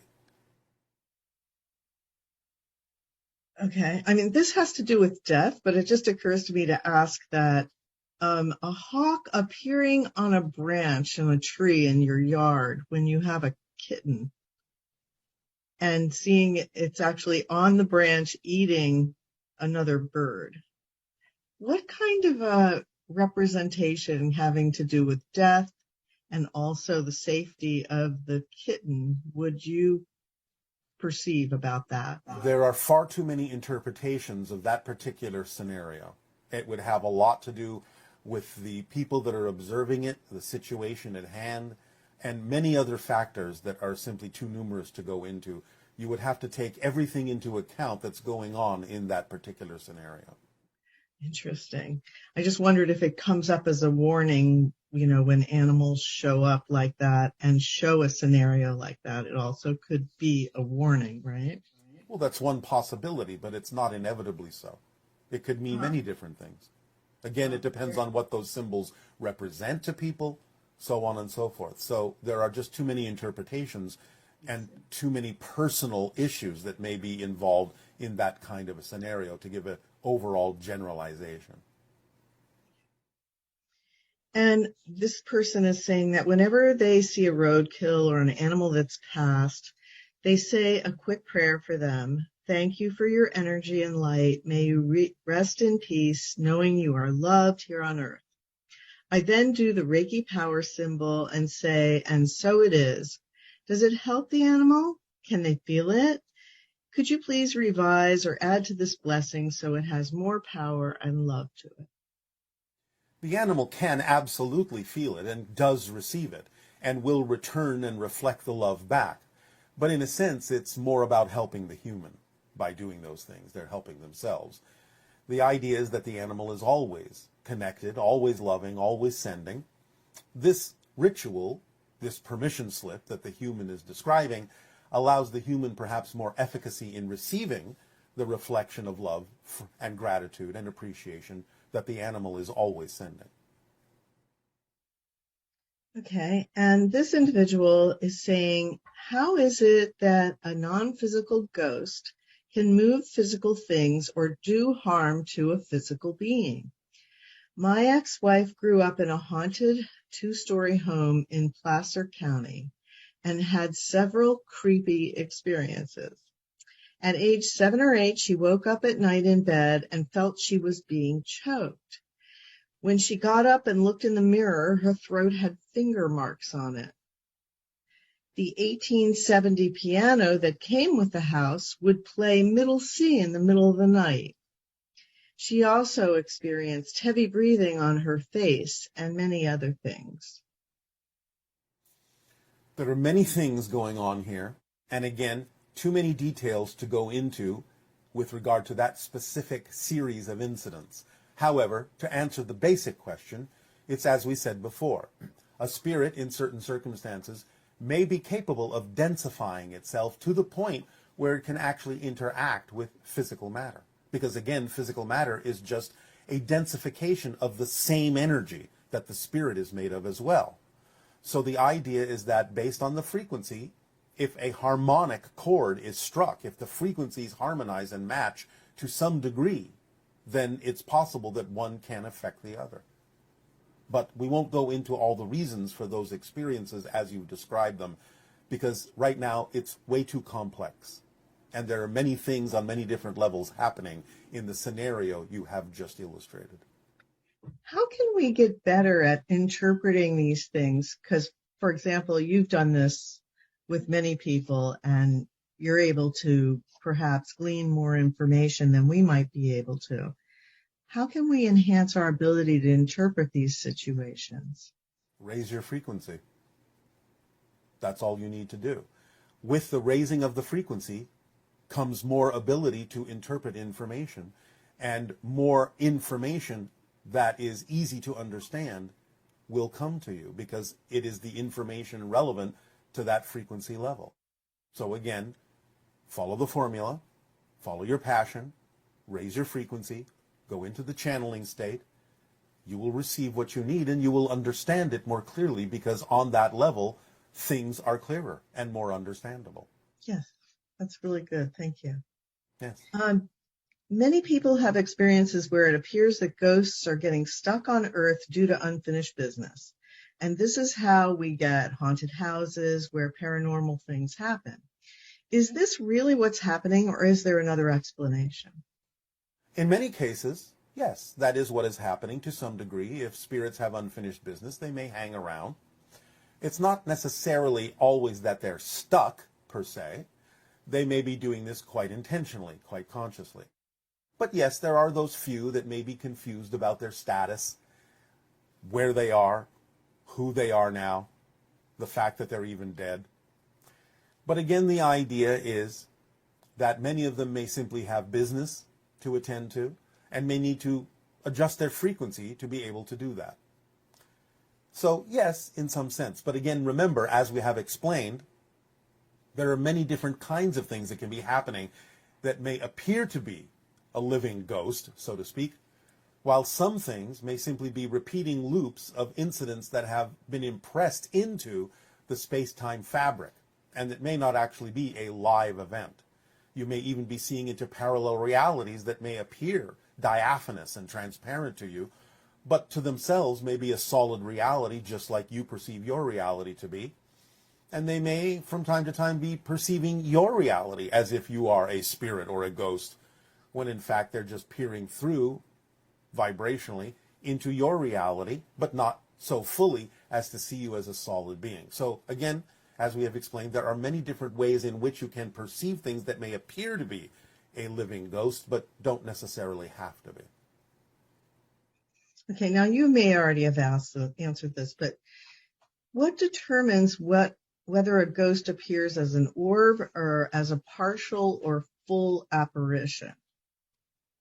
Well, again, the intention of the moment, why they may need to project something that might be familiar to the person they may be interacting with or perceiving.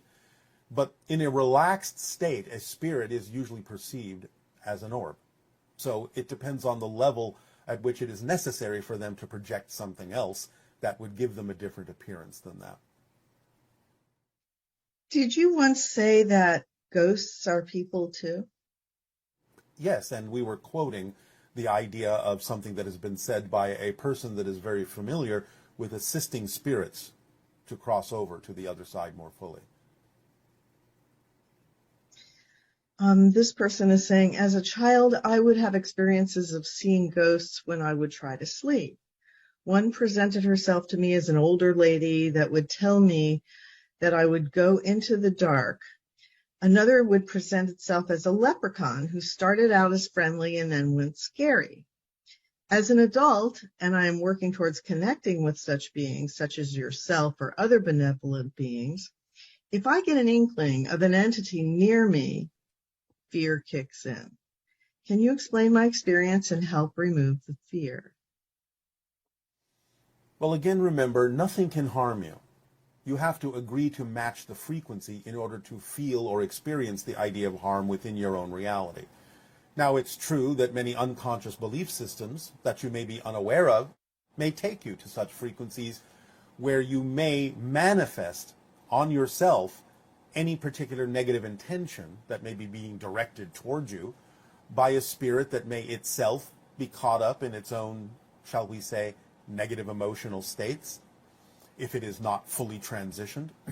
But the idea is that it cannot harm you directly. So there is really nothing to fear, and it is fear itself that brings you to the level where you may inflict the harm on yourself that might be reflective of the intention of a negative spirit.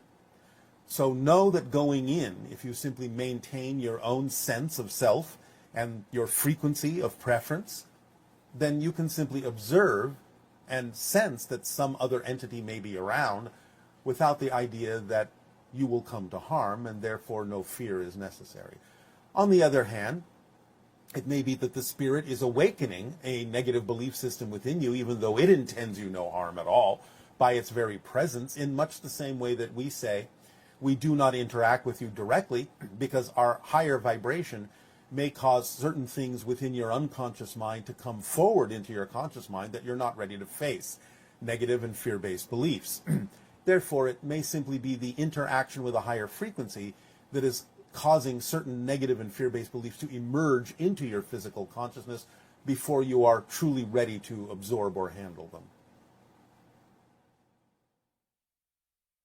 Now, this is a personal story that this person is asking. They're saying that her ex-husband and she were very close before he died. Years before he died, I had my wedding ring redesigned into a new ring. I cried for months after he died, and one night I declared that I wanted to stop grieving him. The next day I noticed that my ring was not on my finger. I was upset and searched everywhere. It seems to have disappeared into thin air. Is it possible that he came and took it to help disconnect our energy and help me move on? Is it just in another dimension, and can I get it back? Well, the simple answer is yes. In other words, the spirit is assisting you to understand that you do need to move on with your life, and that even though you will always be connected, you don't necessarily need the symbol, which is acting in a sense as an anchor to hold you back from experiencing more joy and happiness in your life and moving forward. So yes, it is in a sense something that was done by that spirit, and in a sense allowed you to shift to another dimension where you recognize that you are free to move forward and not held back by the societal impression of being married to someone who is no longer physically alive. Okay, thank you. This is an individual who says that I was very rude and dismissive the last time I had an interaction with what I believed to be a ghost. I was in a rush to leave the house and told her to sod off. She came after me and pushed me. I have not experienced any interaction with other ghosts since. Is there a way to apologize to her? Is my rude and dismissive behavior the reason why I'm no longer being interacted with? Well, look at it as if that person was physical. Of course, your behavior may be the reason that this spirit is no longer willing to interact with you. But to answer your other question, yes, of course you can apologize. Send it out sincerely.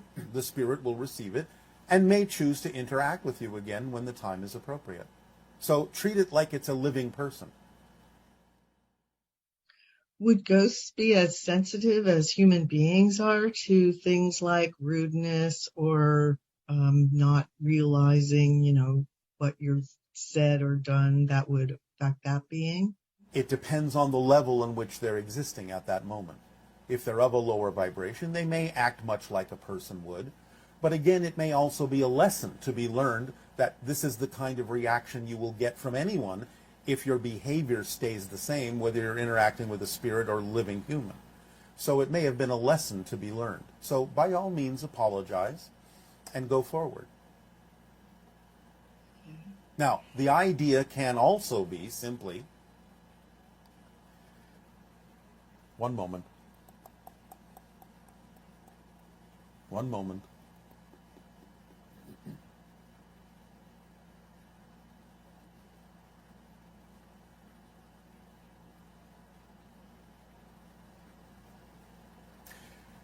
The idea of being pushed may have represented, again, the idea of focusing on the lesson, focusing on the idea that there is always a consequence of the choices that you make. In this case, to some degree, better that it was done with a spirit than with a living person, where the consequences might have been even more drastic.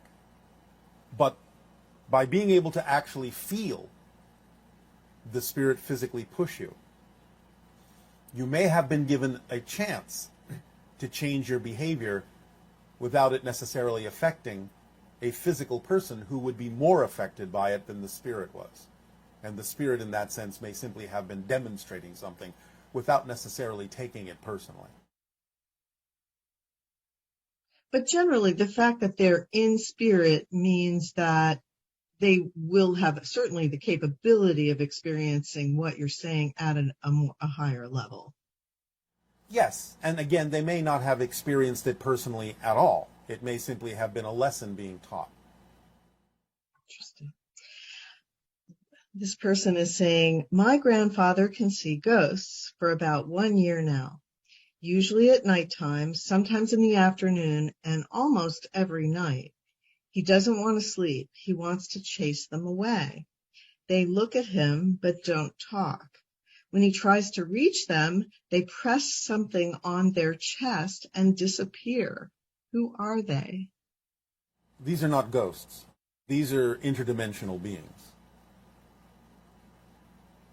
So the idea may be that he senses that they're from somewhere else. They may feel quite alien to him. He may not be comfortable around them, simply because he may not be comfortable with the differences that they represent. The fact that they're pressing their chests indicates to some degree that they're using a type of technology which a ghost would not need to do. A ghost would simply vanish. So this is more the behavior of interdimensional beings that are connected to that person and attempting perhaps to remind him of his connection to them, which he may not be in a place to acknowledge at this particular point because of whatever belief systems he's holding on to. But it might be a way of goading him into exploring these things rather than chasing them away. So as people get older also, particularly let's say they're in the 5-year range of when they might pass or something like that, will this ability be more accessible if that person realizes it, to be able to connect or see ghosts and things like that? If they realize, yes. It can happen, or it doesn't have to, but yes, it's quite possible that as you approach the idea of crossing the threshold from physical to non-physical reality, that your senses may start connecting to the other side, and you may be more acutely aware of the fact that other beings in spirit are connecting to you. Could it potentially be similar to the idea of the way cats can be just sitting there and suddenly they're staring at, watching something that appears to be from another dimension? Yes. Would it might manifest that way? Yes. And how, if you haven't already answered this maybe in detail, how can an entity or ghost move things around and turn things on like a faucet or a stove? Again, a densification of the vibration of the entity can bring them closer to the vibration of physical reality, and therefore within a range in which they can actually interact with denser physical material because they have densified their own vibration to be sufficiently close to that frequency of physical reality to be able to manipulate physical objects. Okay. This person has a question about ghosts who don't know they're ghosts. Can you elaborate on the people who pass who don't know they're ghosts? And does this happen to animals too? What is the best ceremony or blessing we can do to guide them and honor them in a way that assists them towards their highest good? And what does your society do to honor your loved ones once they've been elevated? It is extremely rare that animals would experience that. Extremely rare, and for very specific reasons only. The idea is, again, if someone has a certain belief system that is in denial about the existence of an afterlife, it may be strong enough to prevent them from realizing that they're dead, but not for very, very long in terms of the idea of time as you know it. Because they will always have assistance from the other side to realize that their condition has changed and that they are capable of moving forward. So it's a temporary thing that can be helped both from the non-physical and the physical side if you connect to a spirit and encourage them to look around and explore and understand that their frequency has changed, that they've gone into a non-material world, so to speak. Again, this is the original purpose of what has been misunderstood and devolved into the concept of exorcism. It's simply ghost psychology, where you understand that someone is maybe having a difficult time because of their earthly belief systems in crossing over fully. But again, this is still, especially in this day and age, relatively rare. The reason why people may interact with ghosts, in many cases, is far beyond the idea now of the ghosts themselves not knowing that they're dead. So there are many other reasons and purposes for these interactions or for people perceiving them. Messages and so on that need to be delivered. Yes, a little bit of unfinished business, but again, this doesn't really take very long. Although sometimes a psychically sensitive person can help them with this by delivering messages to the living that allows the ghosts, the spirits, to know that the message has been delivered so they can move on. But again, in the overall population, this is relatively rare. But animals have very little reason to experience the idea. Perhaps an animal that has been severely physically abused might experience this momentarily. But again, an animal is much more connected to the idea of spirit and much more capable of immediately awakening into their natural state. Again, they may stick around for the purpose of interacting with a human that may need their assistance or their reflection, but that has nothing to do specifically with the animal's ability to know that it is dead. And if some spirits don't realize that they've died, did they experience life review upon death? In many cases, no. Or they may have experienced it as a dream, thinking that they're still alive and simply dreaming, or daydreaming, or hallucinating. But in some cases, no. They're not yet at that threshold where they have the awareness to recognize what it is they're experiencing as a life review. They may simply think that they're sort of stuck on a memory. So basically, you can delay your life review by refusing to move towards the light or move into spirit fully? Again, this is relatively rare, but yes, to some degree it's possible. The examples of the idea you call near-death experience and fully dying provide an illustration for this. Because the idea is that when people have a near-death experience, when they're not going to remain dead, they will usually have the life review sooner than a person who actually dies, because then they don't have to rush, because they're going to come back. They're not going to come back, so they don't have to have the life review right away. But the people that are going to return in a near-death experience will usually have some degree of life review more quickly than those who truly pass on. Interesting. And what about those individuals that perpetrate great evil on Earth in the sense of murder, mayhem, etc.? And I know that you had referred one time to Hitler having to sort of be put on ice in order to, I guess, integrate. An energetic buffer is created to allow the being to go through what may seem to be the traumatic experience of the life review, because remember, in life review, there are no barriers. The cause and effect are all happening within you, and you experience everything from every point of view, including the people that were affected by the choices and the actions that you took. So you're experiencing those things as if you are that person being affected by your choices. And to a soul, that can be, to some degree, a traumatic experience, especially at the level that certain individuals may have perpetrated those kinds of negative actions. So a kind of cocoon or buffer is created. This is what is meant by being put on ice, to allow the soul to absorb these experiences and learn from them in a way that will benefit them so that they can make different choices from that point forward.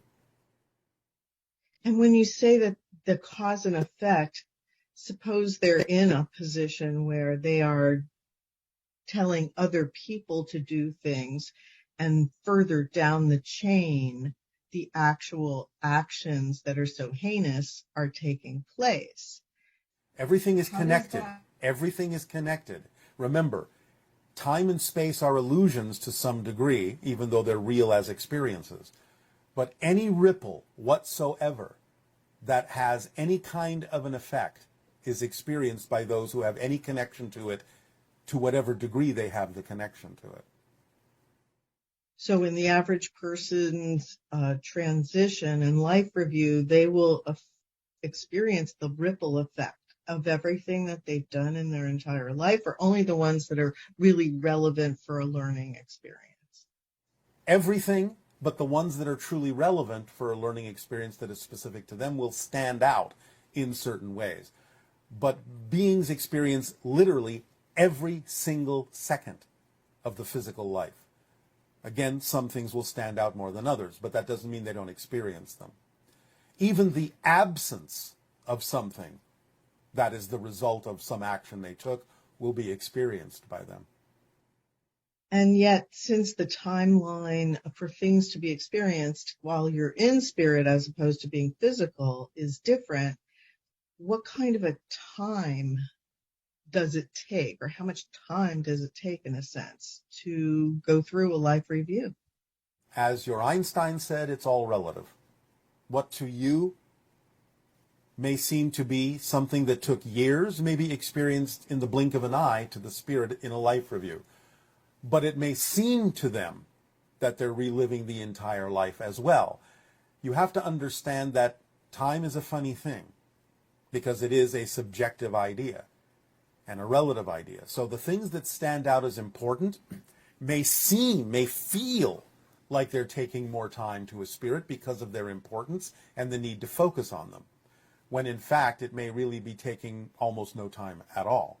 So it's really completely subjective, and you cannot really make a measurement between physical and non-physical reality as to the amount of time that some experience actually takes.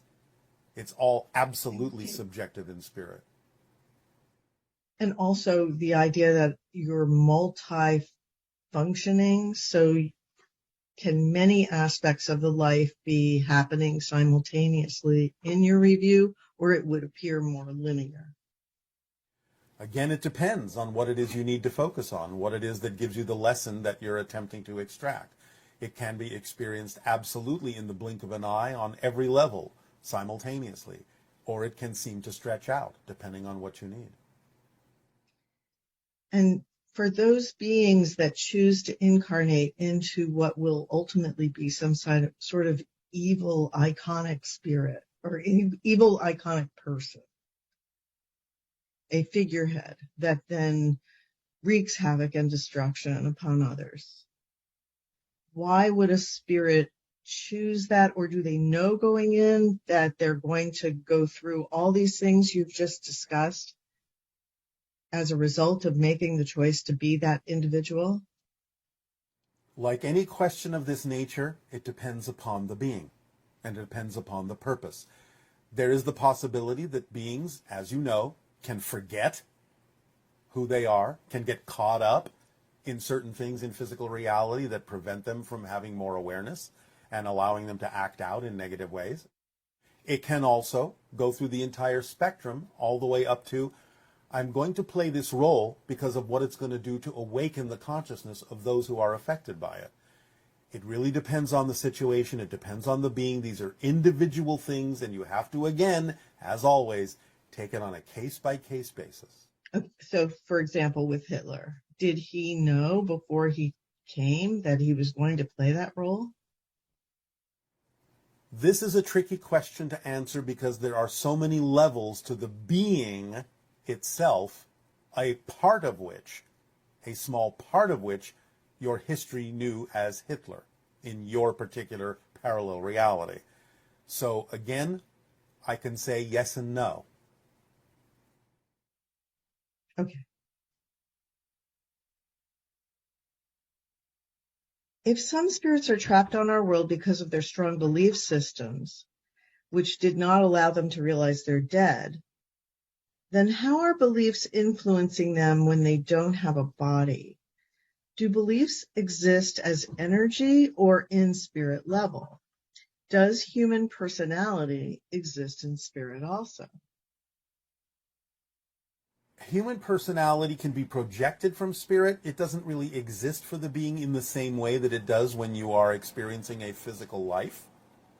But the strength of the belief does have effects in energy and can echo into the lower astral realms easily because the material of the lower astral is so vibrationally close to physical materiality.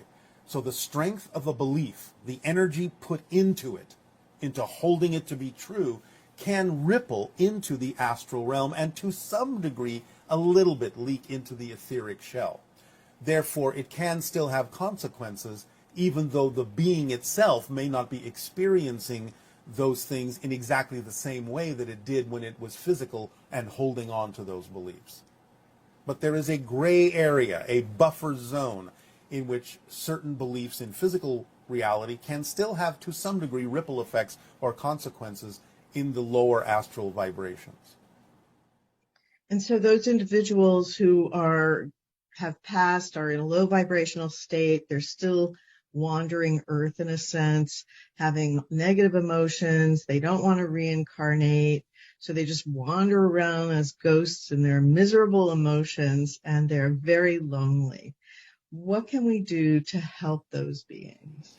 Always send love, always send light, and allow yourself in a state of appreciation and gratitude for their existence to send a vibration that speaks of and shows of telepathically with images the idea of the beauty and glory of the spirit world, the full color. Send them that energy and allow them to experience whatever they're willing to absorb. But again, just like anything in physical reality, whatever you share with them doesn't mean you get to control or decide what they do with it. What they do with it is none of your business because they have their own path, just like any physical beings still. So the idea is to send them those images of a beautiful place, of their true self, their self-empowerment, wrap them in unconditional love to allow them to understand what the vibration of the spirit world is actually like, but then let them do with whatever you send, with whatever they will do with it. This person is saying her grandmother passed away, and then she had a dream where she woke in the middle of the night and saw her as light. But she wasn't sure if it was a dream or not since she was so sleepy. Was the person dreaming or were they awake? And how can you tell when something is real? Well, again, the idea that it may have partially occurred in a dream state or a partial dream state is simply an indication that it might be easier for the spirit to reach you in that state when some of your physical thought process is kind of out of the way or on hold. So it's still real. It's just that it might be an easier state for the spirit to make a connection in. So it may feel a little bit dreamy, a little bit out of physical reality. That doesn't mean it's not real. And Previously, you said that in our near future, we'll be able to interact more with our loved ones who have departed. And can you expand on that? And why is it that some people have that ability now? Well, again, either because it's part of their theme that they chose to experience in this life, or they chose to experience something that made their senses a little bit more acute than most. And again, because again, it's approaching the time for these things to be considered, that in and of itself can make the so-called barriers between physical and non-physical reality a little bit more transparent, in the same way that approaching death in physical life can make your senses more acute to the spirit world. Collectively, approaching certain kinds of thresholds where you're considering the expansion of consciousness and the existence of spirits and so on and so forth can actually allow many people within the physical collective to be able to be more sensitive to the fact that spirits are all around you and make it easier for you to start perceiving them. How about lucid dreaming and seeing ghosts? How can this, or connecting with dead people, how can one use lucid dreaming in order to have a more heightened experience? Well, again, in general, lucid dreaming is an experience you're having when you are aware of the fact that you are actually a spirit. Therefore, it's easier to connect to the spirit world because in a lucid dream, you are actually being more of your natural self. Interesting. Would it help to like call out the name of the person that you want to connect with, or you just have to think of them while you're in a lucid dream? You can use whatever technique works best for you. Okay. Is it dangerous to communicate with spirits through the Ouija board? This person's friend had contacted something, but I think it was just an animal spirit or something, since it didn't make much sense to the other person. Let me put it this way. You have certain symbols on your planet that have certain collective definitions attached to them, so to speak. So it's not in general dangerous, but the idea of the way most people in your society think of the Ouija board actually allows them to expand the idea into a more negative vibration, because that's what you bring to it going in for the most part.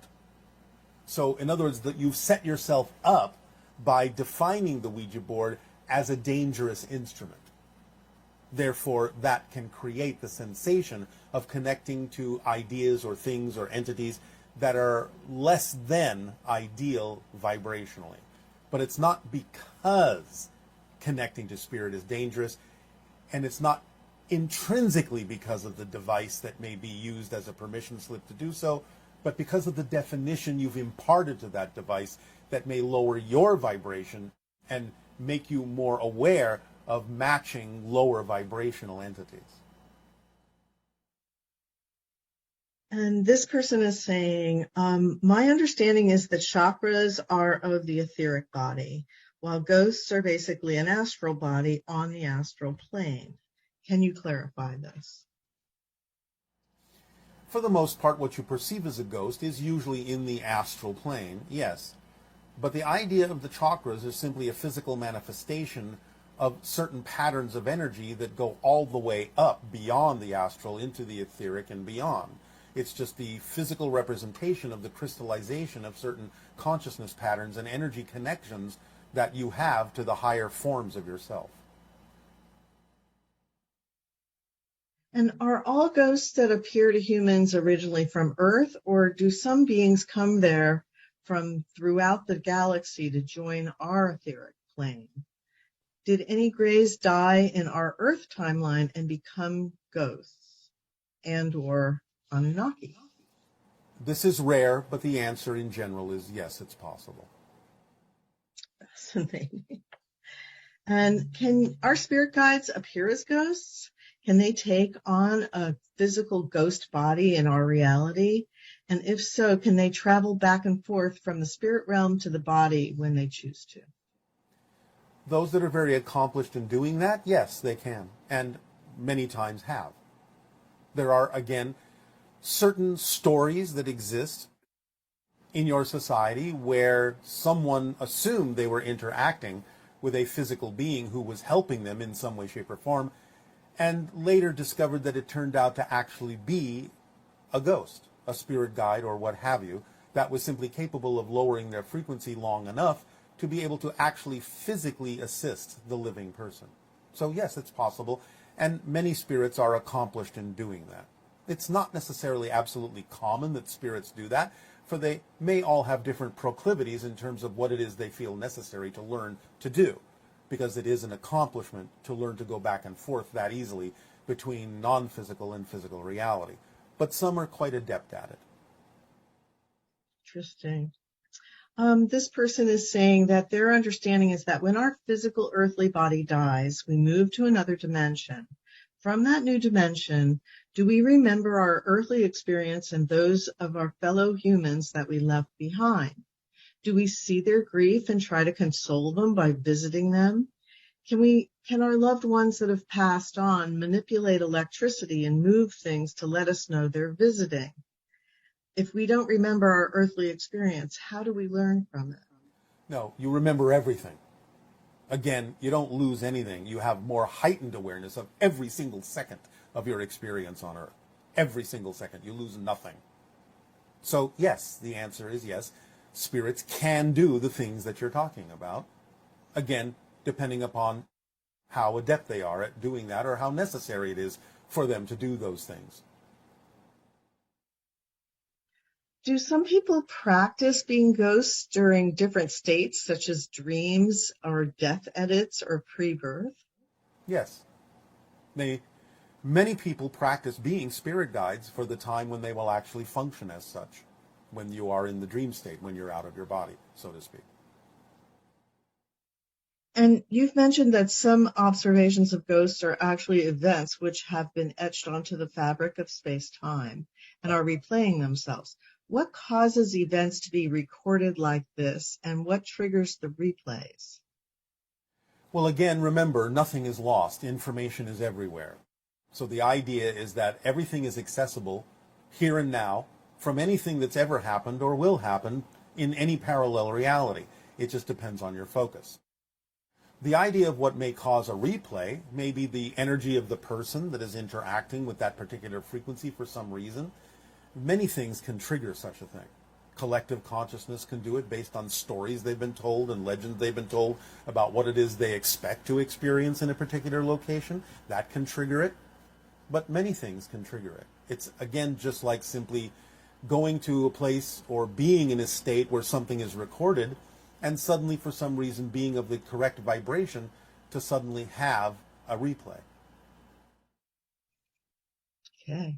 And are there ghosts in the White House? Yes. Can you say anything else about it? All we are allowed to say is that Dolly Madison often visits. Interesting. So, well, this session, we pretty much focused on all the questions about ghosts and spirits and everything. And in the future, we'll come back to some other questions. But thank you so much for all your sharing today and helping us have a happy Halloween. We wish you all a happy Halloween in the spirit of the season. And do remember that you are all spirits having a human experience. And on that note, please enjoy your upcoming meditation.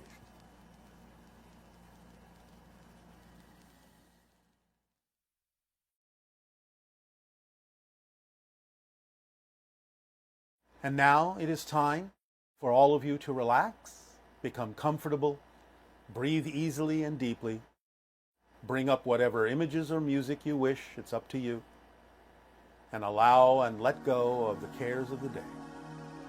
And start connecting to spirit, the spirits that you are, the spirits that you have relationships with.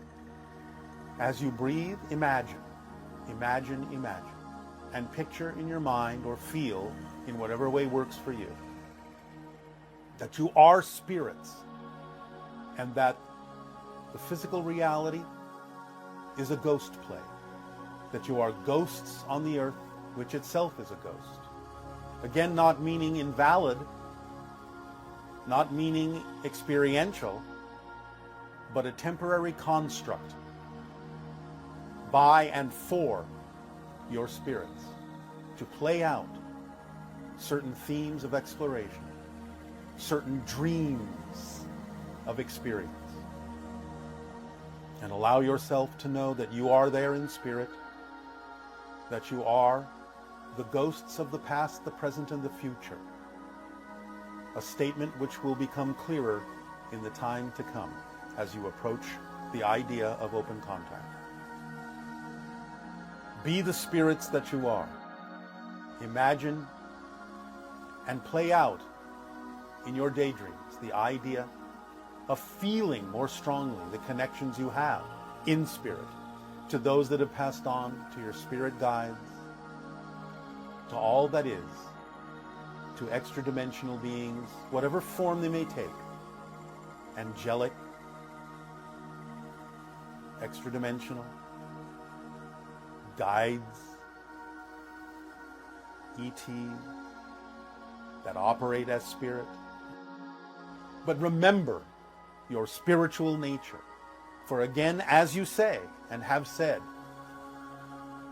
you are not humans having a spiritual experience, even though you are. You are truly more spirits having a human experience of spirituality and connection. Doing it that way, and through that auspice, through that stage play, through that ghost projection, so that you may know yourselves more deeply in all the ways that you can, which is the true mark of all that is, to know itself more deeply in all the ways that it can, and to expand in its experience of relationship to itself, as itself, by itself, for itself, with itself, and all the extensions of itself. Even in your own Bible, the first description of God is that God is a spirit. And that is more true than any other description you've ever had. In all the religions of your planet that seem at odds, it is not that Jesus is God, and Allah is God, and Jehovah is God, and the differences you make in that, but it is that God is Jesus, God is Jehovah, God is Allah, God is all the things you imagine it to be, and all are true and correct, because God is a spirit, the spirit of all that is. It is existence itself, which is a spiritual state, an energy state, a state of beingness, a state of consciousness and self-awareness. You are spirit. You are self-aware. You are existence itself. You are consciousness itself. Allow yourself to breathe in the idea of yourselves as spirits, because that is your true nature, and always will be, forever and ever. So be it. Breathe it in and make the connections. Reach out and stretch out to those who have passed, to the soul family, to spirit guides, to all. For there are many among you, many around you, and many within you. Many versions of yourself within yourself as all that is, reflecting to itself all that it can be. Be of spirit, for you are of spirit. Be of service, for you are of service just by being. By being a reflection to all of your true nature, you serve. For you give others options and opportunities and probabilities they may not have considered. Be of spirit and follow your passion, for spirit is built of pure passion, the pure passion of all that is to be itself. The explosion of ecstasy and passion that is existence itself. Breathe it in. Breathe it in. And exhale the pure, fundamental spirit of your being, your true self, your loving self, your giving self, your serving self. For as you serve others, you serve yourself, because you serve the all, of which you are a part, and cannot be left out in any way, shape, or form until you leave yourselves out. But even then you are still connected, because spirit is spirit and connected to all, and is all, an expression of all, in a unique way, in a unique form, a unique reflection. You cannot be disconnected, and it is the very connection that you are that allows you to experience disconnection for your own purposes. But it is not real, it is an illusion. And this is what you are learning. Be yourself. Be yourself. Breathe it in and reflect upon it and feel the expansiveness of your being. And act accordingly. Act expansively. Act boldly and bravely with courage and intention, and be yourself. That's all it takes. Follow your passion. Act on your passion. Be yourself. Your higher mind guides you. Your physical mind can be of joy in following the passion that is the true you, the spirit you, your true nature, your unconditionally loved nature. Be at peace and welcome home. Happy Halloween, and remember to be the spirit of the season. Our unconditional love to you all.